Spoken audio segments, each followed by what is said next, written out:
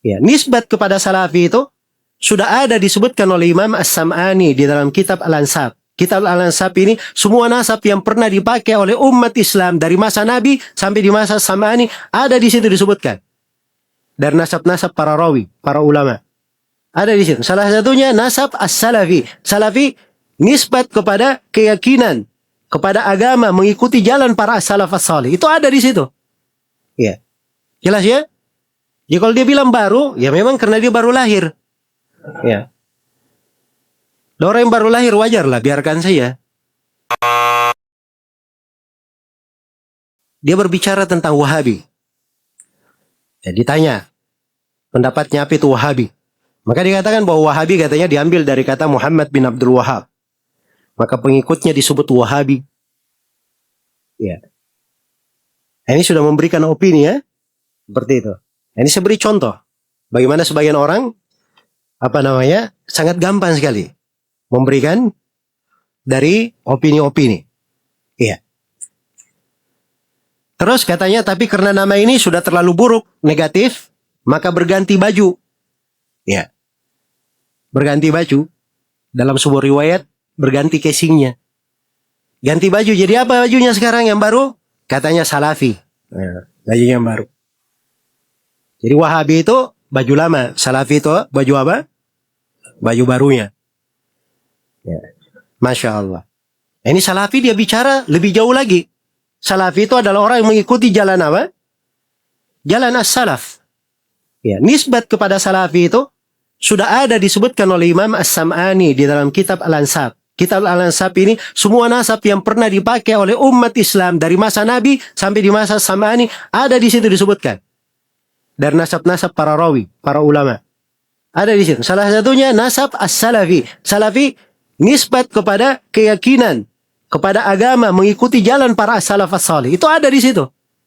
Ya. Jelas ya? Ya kalau dia bilang baru, ya memang karena dia baru lahir. Ya. Orang yang baru lahir wajar lah, biarkan saja. Jelas ya? Kata salafi ini sudah dipakai oleh Imam Adz-Dzahabi. Ya.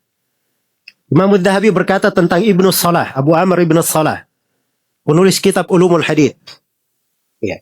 Bahwa Ibnu Salah ini salafiyul i'tiqad atau salafiyul mu'taqad. Dia salafi akidahnya. Tentang Imam Ad-Darqutni, kata Adz-Dzahabi, kana salafiyan, dia adalah seorang yang salafi. Ya. Jadi lucu juga ya kalau Imam Ad-Darqutni misalnya dikatakan Wahabi. Hah? Imam Al-Bukhari rahimahullahu ta'ala dalam akidah yang dinukil oleh Al-Lalakai di Syarh Ushul I'tiqad Ahlussunnah wal Jamaah, beliau berkata, saya berjumpa lebih dari 1000 orang guru. Semua gurunya tidak ada silang pendapat dalam beberapa hal. Salah satunya adalah mengikuti jalannya para sahabat. Ya. Itulah jalannya para salaf. Jadi nukil kesepakatan tentang mengikuti jalannya siapa? Jalannya salaf. Kata Ibnu Qudamah rahimahullahu ta'ala dalam Dhammut Ta'wil. Ini semua orang di berbagai madhab menukil dari Ibnu Qudamah. Iya. Kalau Ibnu Qudamah berkata ulama sepakat begini, ulama sepakat begini, ulama sepakat begini dalam pembahasan fikih. Mereka terima. Kenapa? Karena Ibnu Qudamah ini dia hafal ucapan para ulama dari masa Nabi sampai ke masa dia. Iya. Jadi kalau Ibnu Qudamah berkata sepakat, orang apa? Orang dengar. Nah, ini Ibnu Qudamah berkata di dalam kitabnya Dhammut Ta'wil. Kata beliau, faqad thabata wujubut tiba'is salaf bil kitabi was sunnah wal ijma'. Telah sepakat kewajiban mengikuti jalan as-salaf berdasarkan dalil dari Al-Quran, sunnah dan apa? Kesepakatan ulama. Iya. Nabi SAW sendiri menyebut dirinya sebagai salaf. Ada haditsnya dalam riwayat Bukhari Muslim. Kalau anda pernah baca hadits, jangan salahkan orang yang baca. Iya. Jangan salahkan orang yang baca. Saya sebut haditsnya dalam riwayat Bukhari Muslim dari hadits Aisyah. Kisahnya panjang. Iya. Ketika Nabi SAW duduk di tengah istrinya, lalu putrinya Fatimah datang. Iya. Kemudian Fatimah didudukkan di kanannya. Fatimah dibisiki oleh Nabi sebuah rahasia. Kemudian Fatimah menangis terseduh-seduh. Kemudian didudukkan lagi di kirinya. Kemudian dibisikkan sesuatu. Fatimah tersenyum. Iya. Yang akhir kisahnya akhirnya setelah Nabi meninggal ditanya kepada Fatimah. Apa yang dibisikkan oleh Nabi kepadamu? Ya. Kata Fatimah, adapun bisikan yang pertama yang membuat saya menangis, Nabi berkata kepadanya bahwa Fatimah, biasanya setiap tahun Jibril turun membaca Al-Quran sekali saja. Tapi tahun ini 2 kali. Saya tidak melihat perubahan ini kecuali menunjukkan ajalku sudah dekat. Ya.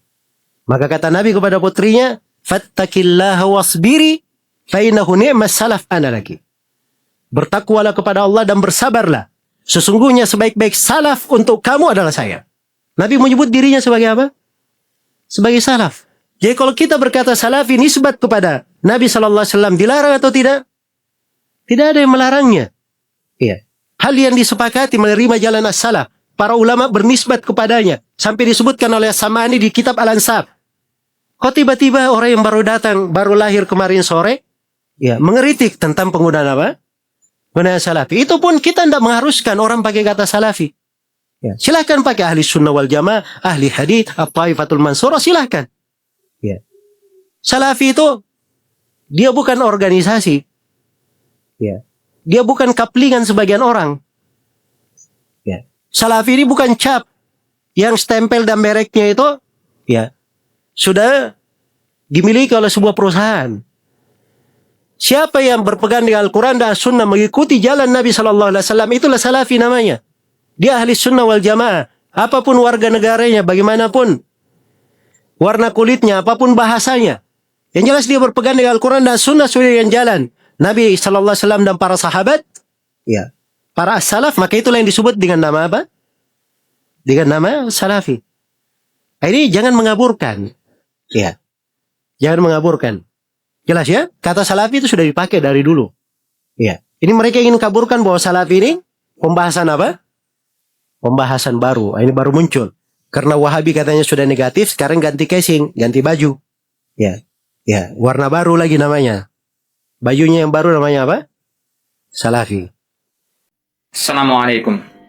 Jangan lupa dukung terus jalannya penyebaran dakwah ini dengan like, share, dan subscribe.